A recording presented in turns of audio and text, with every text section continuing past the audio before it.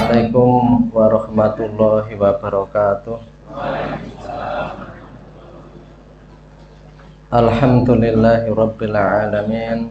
Alhamdulillahilladzi arsala rasulahu kafatan linnasi basyira wa nadhira wa da'iyan ila dinil haqqi wassirajan munira.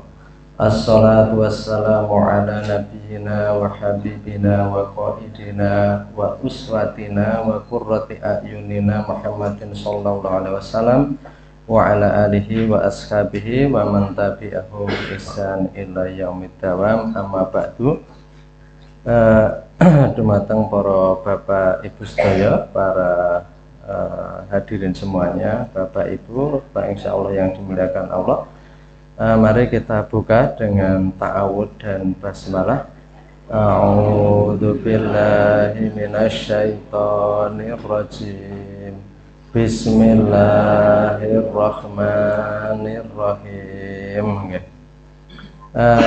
Kita lanjutkan. Ini kalau di terjemahan ini di alinea ketiga di halaman 10 ya. Halaman 10 alinea yang ketiga, baik dari atas ya ketiga, dari bawah ya ketiga, tentang sifat zuhud. Jadi kemarin kita sudah menyampaikan berbagai dari sifat Imam Syafi'i gitu ya. Tapi ini sekarang masuk ke sifat zuhudnya, karena ada 5 sifat yang itu menjadi apa ya, ciri para ulama-ulama terdahulu ya. Di sini dikatakan wa amma zuhduhu faqad qala Syafi'i rahimahullahu taala. Adapun tentang kezuhudannya. Jadi zuhud itu ya kalau bahasa umum ya itu menghindari dunia. Tetapi kalau terjemahan yang lebih mudah dipahami sebenarnya, atau menurut kajian-kajian dari berbagai aspek, itu bukan menjauhi dunia, tetapi orang itu memang tidak diatur oleh dunia. Jadi artinya tidak diperbudak oleh dunia. Ada orang-orang yang miskin tetapi diperbudak oleh dunia, tapi ada orang yang kaya tetapi dunia itu ada dalam genggamannya. Dia ngatur kehidupan dunia. Jadi ada orang-orang yang nggak punya harta tetapi dia hamba dunia gitu ya. Yaitu tidak zuhud. Tapi ada orang-orang yang punya harta banyak tetapi dia itu sama sekali tidak diatur oleh dunia. Jadi kemarin kita sempat menceritakan perjalanan beberapa ulama ya. Jadi artinya kalau ditanya apakah Abdurrahman bin Auf, sahabat Abdurrahman bin Auf yang dulu kita sampaikan ya, kalau Bapak Ibu itu pernah membaca salah satu buku yang ditulis oleh Khalid Muhammad Khalid Ar-Rijal Haular Rasul ya, yang diterjemahkan menjadi 60 karakteristik sahabat Rasulullah, itu ada seorang tokoh kaya raya yang insya Allah Bapak Ibu sudah sering mendengar, dah preso, yakni Abdurrahman bin Auf, yang sampai dulu saya sebutkan ya, dia sampai mengatakan, demi Allah, seandainya saya mengangkat sebuah batu, niscaya saya dapati di bawah batu itu adalah emas dan permata, artinya atau uang gitu ya. Jadi saking apa-apa itu jadi duit, jadi rezeki. Jadi yang dulu saya ceritakan, Abdurrahman bin Auf itu kepengen sekali miskin tapi tidak bisa miskin. Jadi Abdurrahman bin Auf itu pernah membantu ya, membantu pulang dari berdagang. Itu dalam buku itu Ar-Rijal Khawla Rasul itu dijelaskan Abdurrahman bin Auf itu, jadi kota Madinah itu gempar karena ada gelap, dari kejauhan itu nampak ya apa ya, seperti asap mengepul. Ini mau kalau kita lihat di YouTube atau di TV itu ya, yang namanya cyclone, badai-badai besar di Amerika itu kan gelap, seperti bukan seperti angin, warnanya kan seperti benda padat itu ya, atau mungkin dia bisa mencabut apa saja, angin itu ya bisa melintir ya, mobil-mobil sampai terbang ke atas atap, semende di dinding itu ya, itu angin-anginnya. Itu di Madinah itu asap mengepul seperti itu. Kemudian orang Madinah pada keluar rumah dan saling bertanya, kira-kira mau ada apa ini? Apa ada badai atau ada apa? Setelah ditunggu ternyata itu Abdurrahman bin Auf membawa 700 kafilah ya, unta dengan muatannya. 700 itu kalau dalam Ar-Rijal Khawla Rasul itu ya. 700. Wah, sampai di Madinah ternyata, oh ternyata ini Abdurrahman bin Auf pulang berdagang. Jadi orang kalau sekarang kerombong dikebai gitu ya, atau keseran sing diseret udah gitu enggak. Jadi ya orang viar roda 3 itu ini 700 unta lengkap dengan muatannya. Setelah itu kemudian itu diserahkan semuanya untuk umat Islam melalui Sayyidatuna Aisyah. Jadi dia tidak tertawan oleh dunia. Jadi kembali lagi ya, biar kita itu bisa memahami lebih, insya Allah yang lebih pas atau kontekstual ya, bahwa zuhud itu tidak berarti kemudian orang menghindari dunia, karena kalau itu menghindari dunia, orang Islam itu nanti akan kalah terus.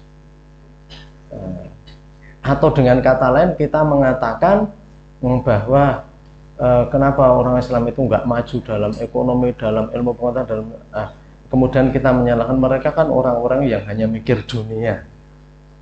Ya itu karena itu jangan sampai jadi pelarian dari kekalahan umat Islam. Justru orang Islam itu pada masanya dulu ilmuwan-ilmuwan besar yang namanya ahli geografi, ahli astronomi ya, perbintangan, kemudian ahli kedokteran Ibnu Sina. Nah itu orang-orang yang luar biasa, yang sampai sekarang dikagumi dunia. Yang namanya Ibnu Sina itu menulis kitab kedokteran yang namanya Al-Qanun fi Tibb, undang-undang kedokteran. Diterjemahkan ya oleh orang barat, Canon of Medicine. Itu tulisan aslinya saja disimpan di Eropa, di Oxford ya, di universitas yang sangat tua. Nah, itu kalau lihat gambarnya Bapak Ibu, yang namanya Ibnu Sina itu seperti orang nggak pintar.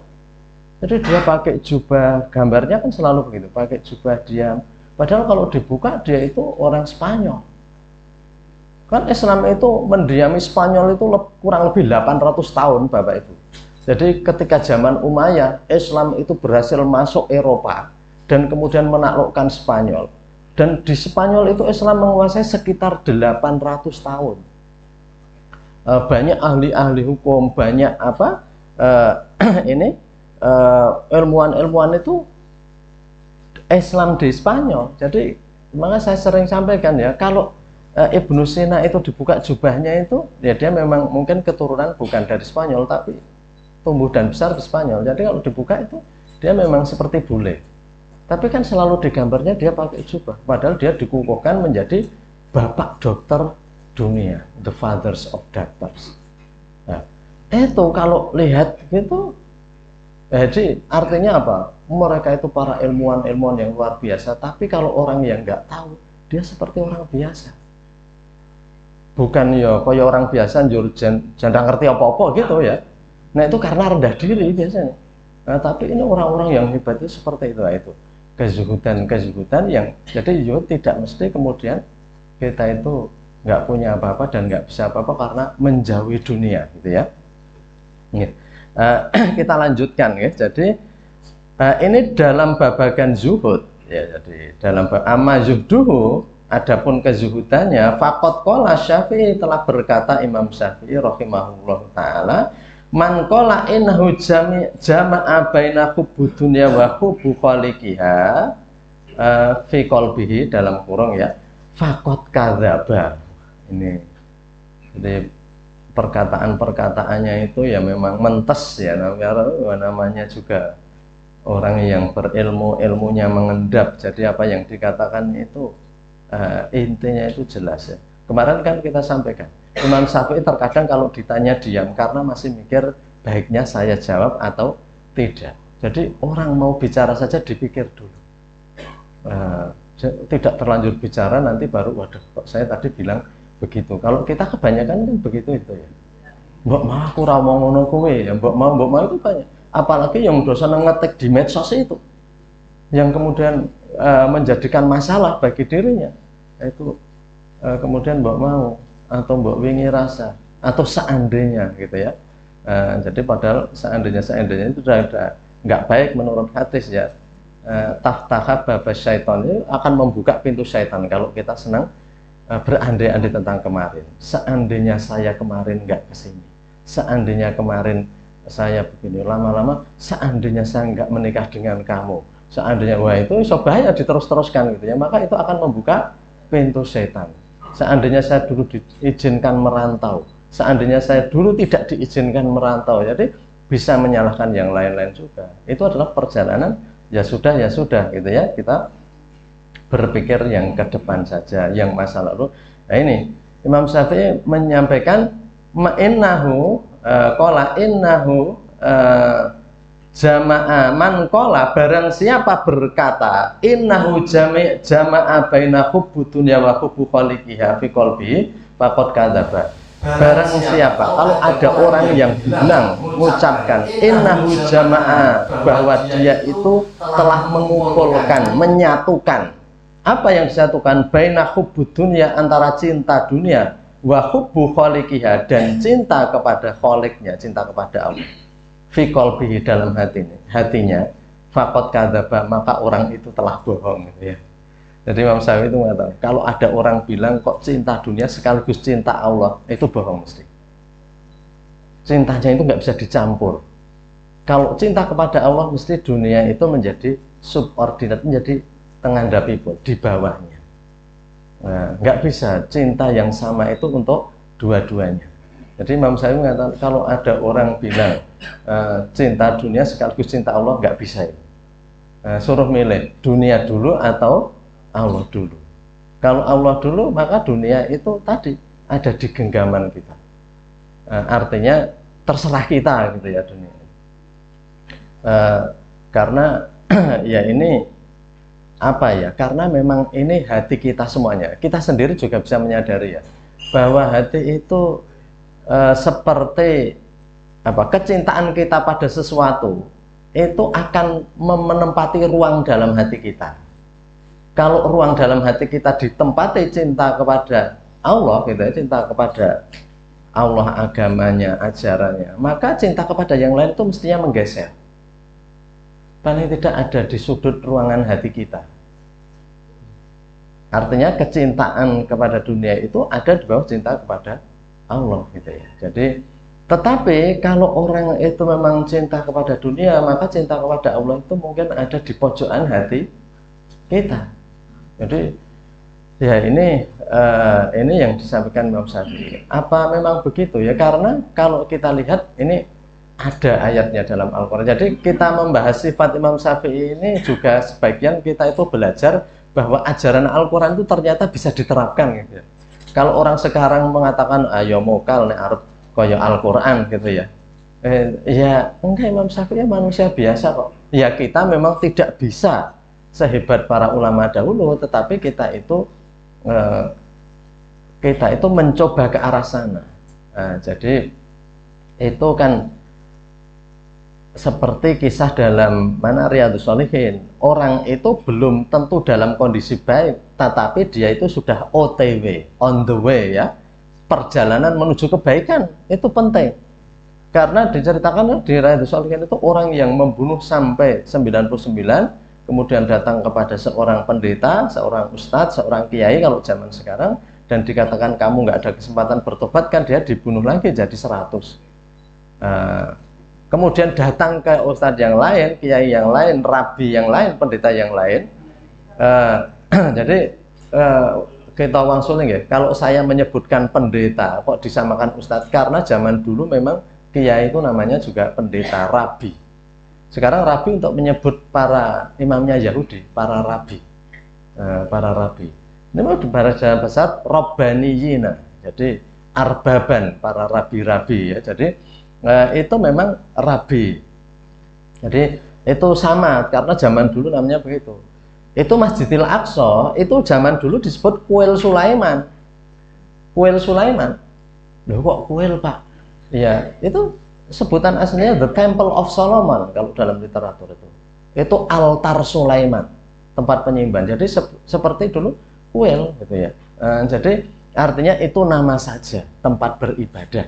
Sehingga biar kita tidak kaget saja kalau dengar sebutan itu. Jadi pendeta itu yang mengatakan kamu bisa bertobat, syaratnya apa? Syaratnya kamu meninggalkan daerah di mana kamu penuh dosa itu menuju daerah yang baik. Kan di dalam hadisnya lalu meninggal di tengah jalan.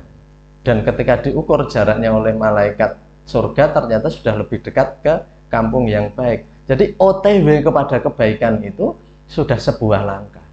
Tapi kalau tidak pernah ayo lek mangkat gitu ya, kita tidak pernah OTW.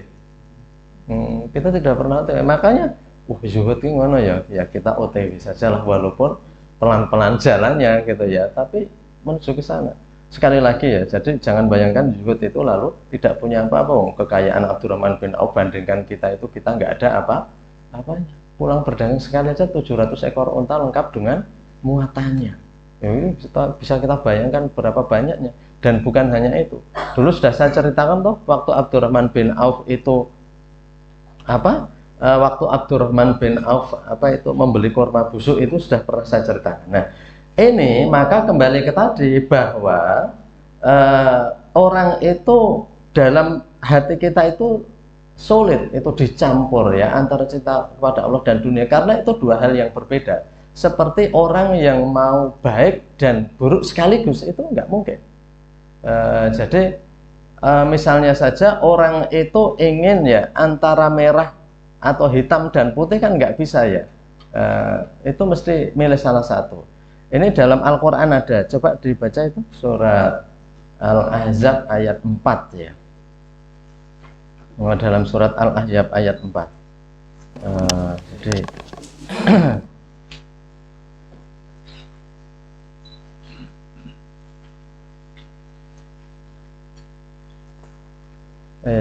jadi sambil nunggu itu ya, coba.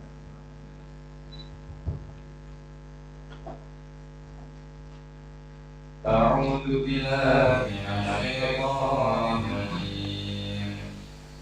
Ma ja'alallahu li rajulin min qalbayni fi hujrihi wa ma ja'ala azwajakum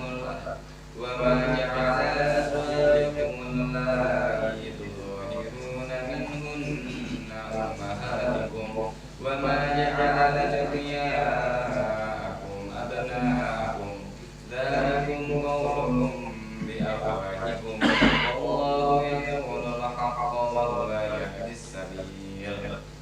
Artinya, Allah tidak menjadikan bagi seseorang dua hati dalam rongganya, dan Dia tidak menjadikan istri-istrimu yang kamu zihar itu sebagai ibumu, dan Dia tidak menjadikan anak angkatmu sebagai anak kandungmu sendiri. Yang demikian itu hanya perkataan di mulutmu saja. Allah mengatakan yang sebenarnya dan Dia menunjukkan jalan yang benar. Ya, titik beratnya di awal itu. Wa ma ja'alallahu li rajulin min qalbayni fi jawfi. Allah tidak menjadikan ya li rajulin bagi seseorang itu dua hati dalam satu lambung, dalam satu rongga. Jadi nggak mungkin antara, kalau kita mengatakan cinta dan benci dalam satu ketika, itu nggak bisa. Kalau cinta, kalau benci. Jadi dalam Islam dikatakan Allah, kalau orang mengatakan dzalika qaulukum bi afwahikum, kalau kamu bilang begitu itu hanya lisan saja. Jadi kata kalau stiker itu kan ada benci tapi rindu gitu ya. Cinta tapi benci itu stiker zaman dulu. Bapak Ibu yang hidup lama sudah tahu ya dulu. Stiker ditempelkan di mana-mana, dibeli di pasar-pasar itu. Jadi benci tapi rindu. Jadi Allah mengatakan, jadi itu hanya perkataan kamu saja. Kalau kamu mengatakan cinta dunia dan cinta Allah sekaligus, itu harus ada prioritas gitu ya. Kalau cinta kepada Allah, maka kamu untuk urusan dunia itu ya itu di bawahnya gitu. Itu di bawahnya ada urutan, ada tingkatan-tingkatan kecintaan gitu ya. Jadi itu dalam surat At-Taubah 124 itu ada urutan-urutan kecintaan. Seorang orang tua saja nggak bisa dia akan mengatakan cintanya kepada anaknya sama. Itu hanya mulutnya saja. Tapi dalam hatinya mesti berbeda. Dan itu tidak berdosa selama tidak diwujudkan dalam pemberian yang real. Karena sesuatu itu ada yang memang kalau orang Jawa mengatakan meraati gitu. Meraati itu menawan hati. Jadi meraati. Ada orang-orang itu yang seperti itu. Jadi orang tua kepada anaknya itu biasanya berbeda. Tapi itu tidak boleh ditunjukkan dengan pemberian yang berbeda di luar hukum Allah. Jadi kan gini, orang tua itu mungkin ada anak yang dikandani ngeyel sama tidak ngeyel. Itu di hati orang tuanya akan berbeda. Tapi kalau itu sampai ditunjukkan, itu akan menjadi masalah dan itu dalam Islam tidak boleh. Ini yang disukai lalu dikasih yang banyak, lalu yang dibenci itu dikasih sedikit. Ya kalau memang hatinya ada kecenderungan, itu ada. Rasulullah dengan istri-istri beliau itu tentu itu ada kecenderungan yang berbeda, tapi beliau menjadi masalah dan itu menyebabkan salah satu ayat turun karena beliau ketika disuguhi minuman madu itu di satu istrinya mau, di istri satunya nggak mau. Ini yang jadi masalah, yang menjadi penyebab turunnya ayat Al-Quran. Jadi artinya Nabi ditegur itu bukan untuk menunjukkan keburukan Nabi, untuk menunjukkan bahwa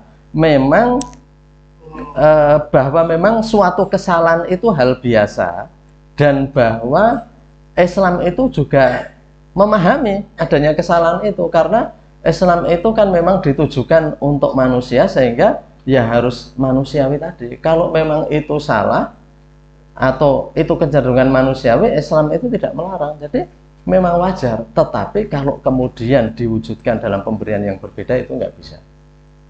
Harus sesuai. Kalau yang satu dibelikan motor, yang lain juga dibelikan motor, ya sesuai dengan kebutuhan zamannya masing-masing. Nggak perlu sama. Kalau sama itu dalam komunis, sama rata sama rasa. Biyen kakangne itu mungkin zamannya Supra 125. Sekarang zamannya Supra 150 cc misalnya, atau itu berbeda, masa harus beli yang dulu lagi?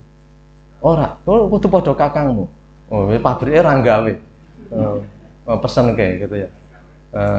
Inden Pak, itu harus golek kayak. Pokoknya kudu padha. Nah, nanti kalau kakaknya itu kakinya lebih besar, sepatunya harus sama itu dengan adiknya yang kakinya itu lebih kecil.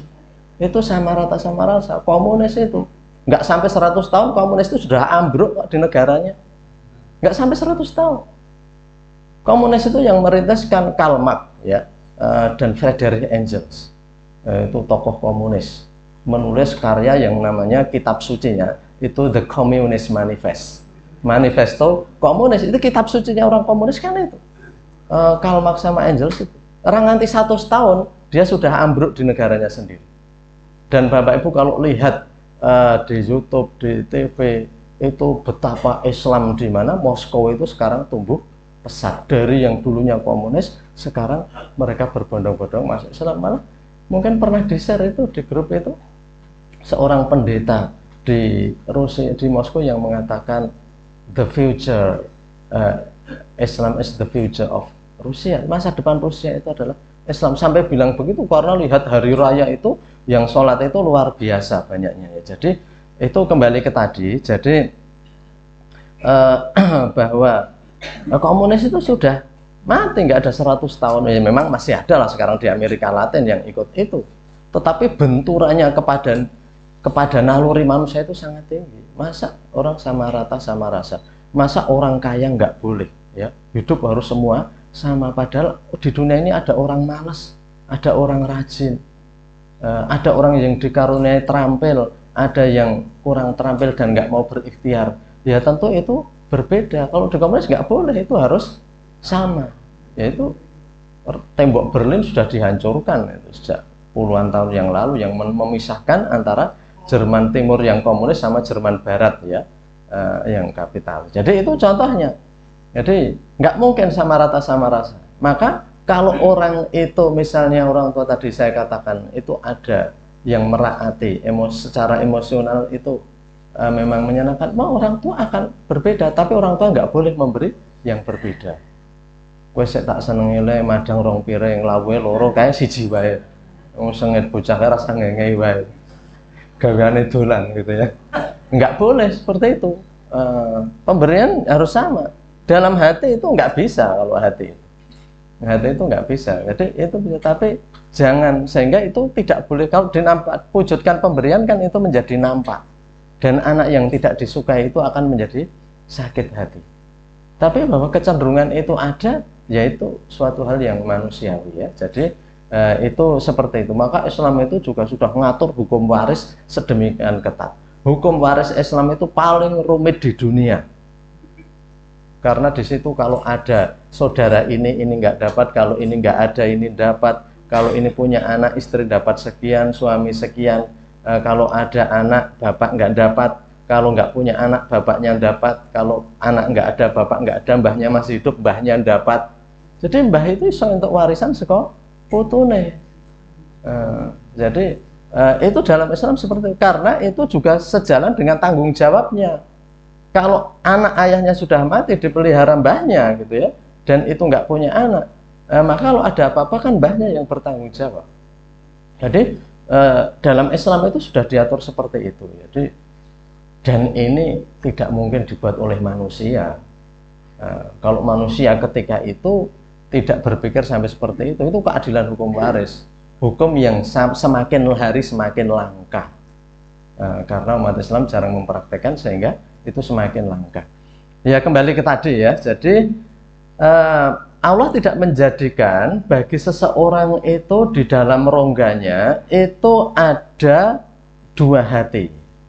Jadi Allah maja'alallahu li rajulin min qalbayni fi jawfi. Jadi itu qaulukum bi ahwaikum, itu lisan kamu aja kalau kamu bilang saya benci tapi rindu dan lain sebagainya, itu hanya lisan kamu, hatimu tidak itu. Hatimu itu mesti ada kecondongan ke salah satu. Kita diharuskan condong itu kepada akhirat, kepada Allah, sehingga dunia tadi itu dalam genggaman kita. Sekali lagi tidak mesti kemudian ini tidak punya apa-apa dan tidak tahu apa-apa, seperti yang saya contohkan tadi ya, Ibnu Sina, kemudian banyak sekali ya tokoh-tokoh yang itu seperti itu ya, kalau kita lihat di masa sahabat. Jadi sehingga konsep Islam tentang kekayaan, tentang macam-macam itu berbeda ya. Jadi itu hal lain. Jadi ghina nafas kalau di dalam Islam, kekayaan hati. Saya lanjutkan gitu ya. Jadi ini dikatakan langsung alenia berikutnya gitu ya. Itu karena itu hampir mirip. Wayadulu ala khaufi minallahi ta'ala. Kalau tadi zuhudnya ya, zuhudnya itu sampai seperti itu. Jadi itu saya perlu ada buku yang dikarang oleh almarhum Buya Hamka, itu tasawuf modern. Apakah tasawuf atau sufi atau zuhud itu harus menghindari dunia? Ya tidak, tetapi bahwa hatinya tadi tidak tertawan oleh dunia ya. Jadi dunia itu ya bagi kita perlukan semuanya, tapi kita harus menyadari bahwa dunia ini alat atau sarana. Jadi itu bukan tujuan ya. Jadi karena itu apa ya, kita tidak boleh ya kalau orang mengatakan kepada dunia itu kita kemudian, kalau bahasa Jawa mungkin ada ya, kemantil-mantil, artinya betul-betul hati kita itu lekat dengan dunia. Itu nggak boleh. Jadi dunia itu, karena pada saatnya dunia itu harus kita ikhlaskan, maka dalam hidup itu kita juga belajar ya, mengikhlaskan apa-apa yang itu terkait dengan dunia gitu ya. Kemudian yang selanjutnya, wa yadullu ala khaufihi minallahi ta'ala, dan yang menunjukkan atas ketakutannya kepada Allah Ta'ala. Jadi ketakutan ini Imam Syafi'i kepada Allah Ta'ala, wastighalu hammihi bil akhirah, dan kesibukan cita-citanya dengan akhirat. Karena kan salah satu sifat ulama itu selain zuhud, ada juga selain zuhud juga ada takut kepada Allah Ta'ala gitu ya. Dan di sini dikatakan wastighaluhu hamihi bil akhirah, dan yang menunjukkan ketakutan dia kepada Allah dan kesibukannya dengan cita-citanya akhirat. Jadi ada doa ya, itu kalau Bapak Ibu tamat Al-Quran itu di belakang itu ada doa khatmil Quran. Di sebagian Al-Quran itu ada doa yang di situ itu walataj'alid dunya akbaru hammina. Bagus sekali bacaannya. Ya Allah, dan jangan kamu jadikan dunia itu perkara kami yang terbesar. Walataj'alid dunya, coba di surat khatam Quran, tapi karena itu doanya panjang sekali dan kalau dibaca pun pendengar itu sudah capek mendengar ketika dari surat Al-Duha itu ke belakang. Itu nek kataman wis kesel gitu ya lidong itu. Sehingga doa khatmil Quran di samping terkadang bacanya itu ora las-lasan karena doanya panjang sekali dan tidak biasa kita baca. Tapi ada salah satu doanya walataj'alid dunya akbaru hammina. Ya Allah, dan jangan engkau jadikan dunia itu menjadi urusan saya yang terbesar. Semua orang tarung dan berebut, duel dan berperang karena dunia. Tapi memang begitu. Orang itu nggak ada kok yang mereka itu berselisih itu urusan akhirat. Itu nggak ada. Rata-rata berselisih karena rebutan dunia. Kowe mau kok nang masjid ndisi aku gitu ya. Itu nggak ada yang dikatakan begitu. Kowe nang masjid ndisi aku. Oh, kowe katame kok yang ndisi aku umpamane gitu. Itu jarang ya. Umpamane ada, mungkin itu adalah ungkapan-ungkapan itu tapi tidak ditujukan untuk berselisih. Yo ya awas. Sesuk ora bakal iso nyanyi aku lekatan. Kowe ping 3 ta mingan, aku tak ping 4. Nah, umur kata tarung berselisih tentang akhirat nggak ada itu, nggak ada. Jadi uang dunia unake wong tuane tekno le infakokean gitu ya. Piye le mah kleru ibu sing tak lebokke sing 100. Malah tak cepake 10.000 padu wong tuane. Nek saya kira nggak akan padu sungguhan, itu nanti lama-lama ya wis wis kowe jan dalane ngono kuwi. Karena ada cerita di suatu tempat itu, saya pernah dengar cerita, yang cerita juga penceramah. Itu di suatu tempat katanya ngantiane sing ngubungi takmir masjid kon bukake kotake. Tekno kleru ning lebokke kokean. Ra duwe dhuwit turane sik arep nggo mangan nggo perjalanan, nanti nemoni takmir masjid kon bukake meneh. Klentu wau. Kaya nek wau klentu nglebokke STNK ngono saya wajar nggih. Rata isen. Lebokke kokean. Tapi jarang sekali kasus itu. Saya tapi dengar penceramah itu yang menyampaikan itu saya pernah dengar ya. Ada di suatu tempat itu karena keliru ya. Jadi itu saking randu ini. Nah, kembali ke tadi bahwa orang doudur perkara akhirat itu jarang. Rata-rata karena dunia. Karena dunia itu kalau orang udur itu. Malah kalau antara Abu Bakar dan Sayyidina Umar itu kan saya dulu pernah menyampaikan ya di kesempatan lain, mereka itu saling ingin nyaingi. Diam-diam Umar bin Khattab itu sebenarnya ingin suatu saat mengalahkan Sayyidina Abu Bakar. Jadi itu artinya itu kalau kita iri dalam hal akhirat itu dipersilahkan, tapi orang nggak do iri. Jadi ceritanya gini, nggak apa-apa saya ceritakan. Ini ketika itu kan Sayyidina Abu Bakar itu selalu saja kalau ada apa-apa itu melebihi sahabat yang lain. Jadi saya juga pernah diajarkan oleh salah satu guru saya gitu ya. Jadi Sayyidina Abu Bakar itu, Nabi Muhammad itu pagi-pagi ketika subuh itu pernah menanyai, siapa yang tadi pagi sebelum sholat subuh ini sudah berbuat baik. Kan jarang sebelum subuh itu ya. Biasanya ngono kuwi ora njur berabat ini wau. Enggak salah komat ya. Jadi sehingga ditanya do meneng wae. Setelah Nabi agak lama Abu Bakar ngacung, saya Rasulullah, tapi kalau nek kula matur niku, kalau saya menyampaikan kan pahala saya nggak hilang ya.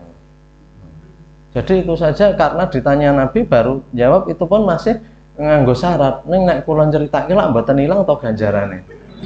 Kalian tidak jadi riak, tidak jadi ujub. Lalu dia cerita, sebelum ini saya itu tak kula wahai Rasulullah, sebelum ini tadi saya itu habis bangun, habis saya sholat, saya itu nimba air, nyepake air agar kalau istri saya bangun nanti tinggal wudhu.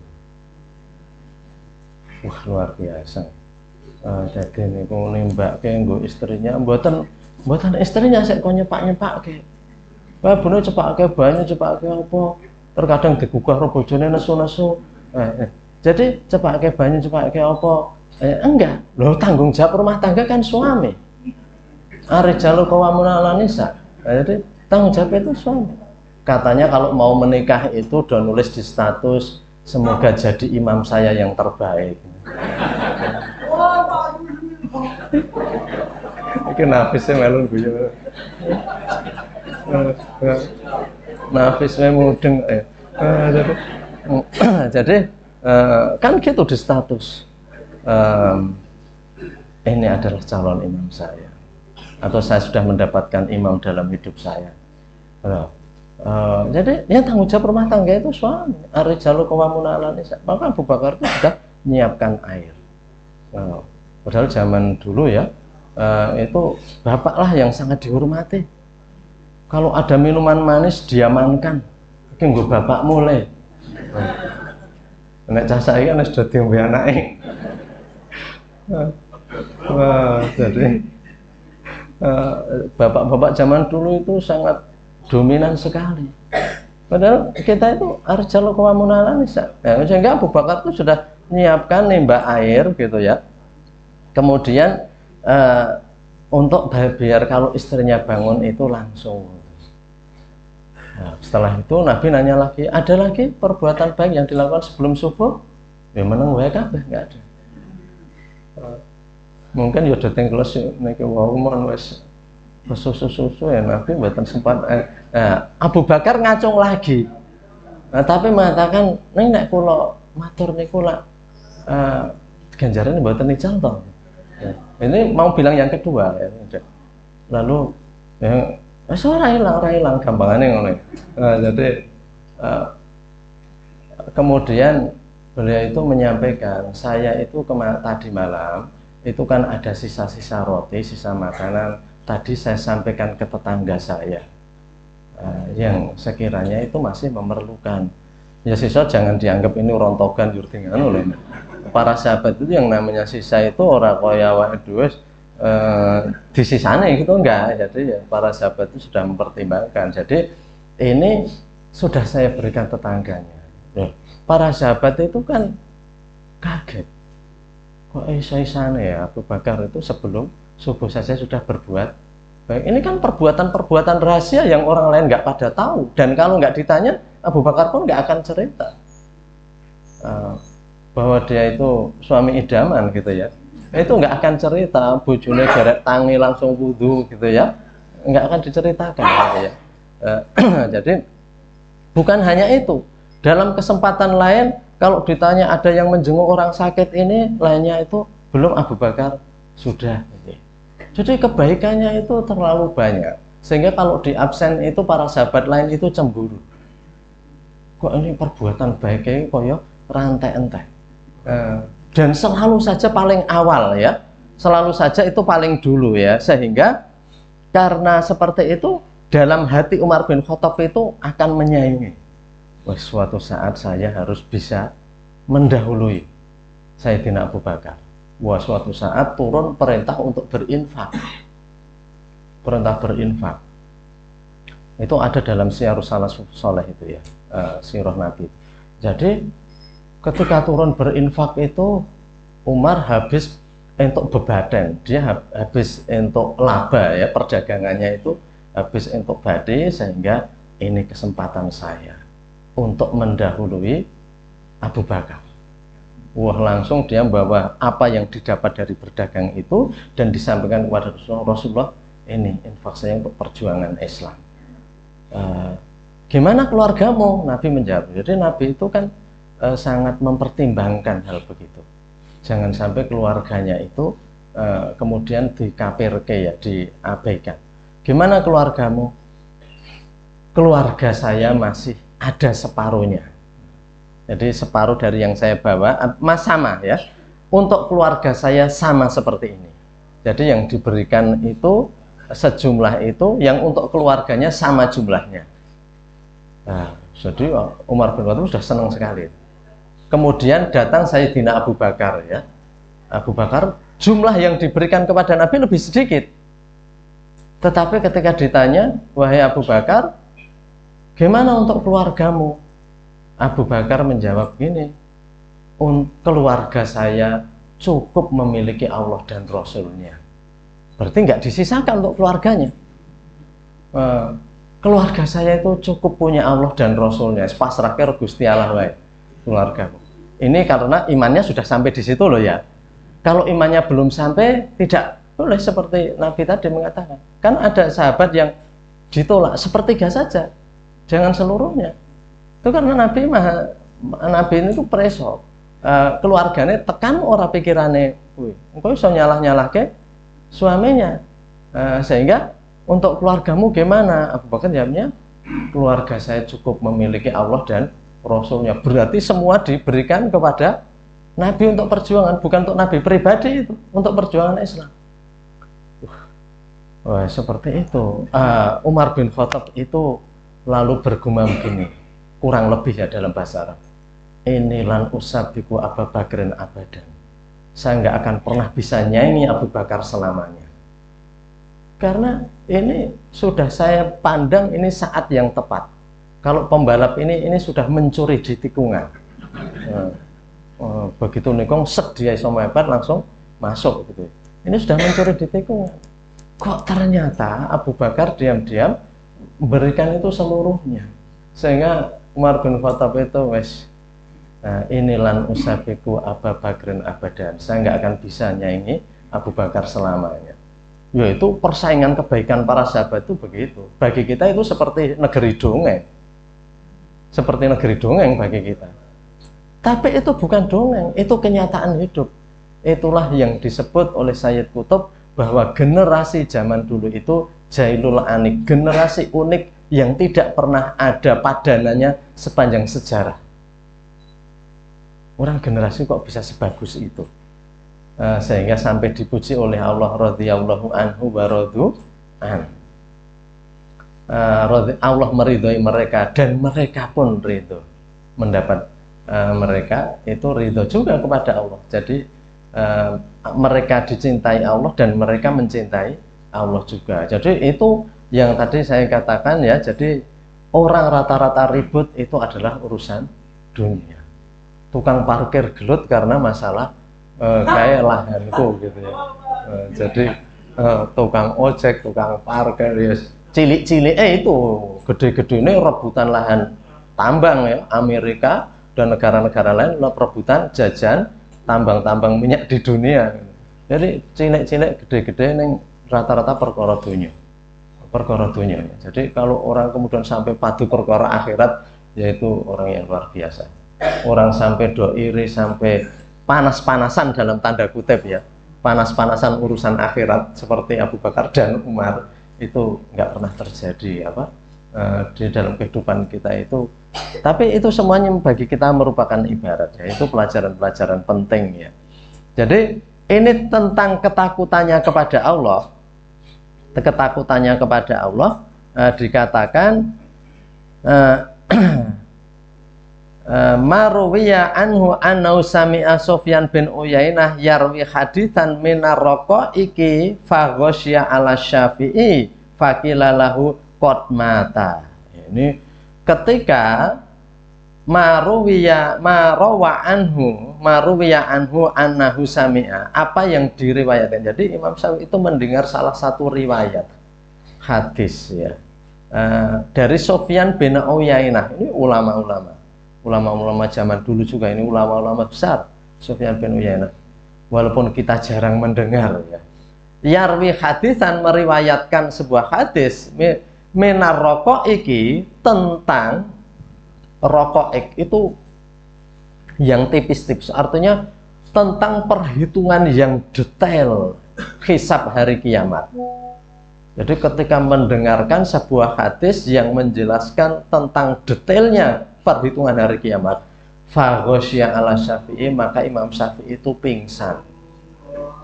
Jadi dijelaskan tentang detailnya hisab hari akhirat, bahwa kita akan dihisab, Imam Syafi'i itu pingsan saking kaget dan sedihnya. Jadi sulit toh kita itu diceritakan akhirat, kemudian kita itu jangankan sampai pingsan ya, untuk menangis saja itu kita itu terkadang sulit. Kita perlu kondisi dulu, maka kita terkadang perlu menyendiri, kita perlu menyempatkan bermunajat itu, biar kita adalah pengalaman-pengalaman kita itu menangis karena Allah itu. Karena jangan hanya menangis karena keduniaan, kita menangis karena Allah. Karena Nabi sendiri sampai mengatakan, kalau kamu belum bisa nangis, tabakau, perlu kamu tangis-tangiskan. Karena latihan kepekaan hati itu begitu. Dulu kan saya sudah menyampaikan, orang sabar itu dengan tasabur, berpura-pura sabar dulu. Ya wis tak tompo. Padahal hatinya belum bisa menerima. Walaupun hati ini pedih gitu ya. Jadi kalau ngomong-ngomong tapi saya terima. Lama-lama dia hatinya longgar juga, diterimakan. Al-hilmu bitakhallum, kelemah lembutan itu ya dengan pura-pura lemah lembut dulu. Lebih baik berpura-pura baik daripada serius dalam kejelekan. Orang pura-pura baik nggak apa, oke masih pura-pura ya, karena latih. Bocah kini kecil sok sibuk, insya Allah lama-lama jadi orang sibuk betul. Kayak senengannya sok sibuk, bar nang omah lu ngomong bar iku ngomong, walaupun acaranya nang kono ya menggur ngrungokke, menggur ketemu apa menggur, tapi dia sok sibuk. Itu lama-lama nanti jadi orang sibuk biasanya. Jadi sok senang melukis, lama-lama jadi pelukis. Sok senang maju maca puisi walaupun masih jelek, lama-lama jadi penyair gitu ya. Jadi karena ada pepatah toh, Allah bisa karena biasa. Itu jadi pembiasaan itu memang penting. Dalam ilmu psikologi ada mazhabnya, namanya behavioralism. Jadi ilmu tentang perilaku, yang perilaku itu harus dibiasakan agar itu baik. Maka sekolah didirikan, majelis taklim dirintis, itu biar kita itu membiasakan diri. Kan ada juga mazhab yang mengatakan ya itu ora penting, sik penting iki jane ati nek sekolahan ora penting, nek dia itu orang yang jiwanya kuat, sekolah nanggon sekolahan elek itu dadi pinter kok kayak. Jadi sekolahan ki ora penting. Itu juga enggak, itu ada teorinya begitu ya. Wong Jawa sing sak ngono iki jane ya eneng teorine. Walaupun dia enggak baca teorinya loh ya. Wis sak kecekel ya, ora penting kan nyatane bapakne kae ora mung sekolah nanggon sekolahan elek ya dadi kok kae. Neng nopo kok dadak eneng sekolahan elit do bayar dhuwur, mlebune we 40 juta SMA. Nang sekolah-sekolah favorit itu ada loh yang masuk saja yang berasrama. Masuk tingkat SMA itu bayar pertamanya 1 juta. Mboten tekan akhir Pak, mboten bukan bayar pertama. Nah kalau diajari apa? Nyatane ya eneng sing mlebu kono kok. Sekolah sing digratisi ra eneng sing mlebu ya eneng. Itu sekolah sing bayar akeh eneng sing mlebu gitu. Itu kan artinya dalam dunia pendidikan ada juga bahwa orang itu pintar karena dibiasakan. Maka akmil didirikan, akpol didirikan, itu karena untuk mendidik. mau cah desa sing leda-lede ra disiplin, mlebu kono dadi metune disiplin. Tapi ana wong desa mau kae delok anake kae pangan pakanane yo tanpa gizi mung godhong-godhong saenenge. Rawutke suket, rawutke tokolan, rawutke apa. Oh, udah pintar-pintar ya ada seperti itu. Tapi itu jangan kemudian dikebiahu ya. Di dunia ini ada perkecualian dari gejala umum niku nggih enten. Wong sing jenenge jalma limpat seprapat tamat.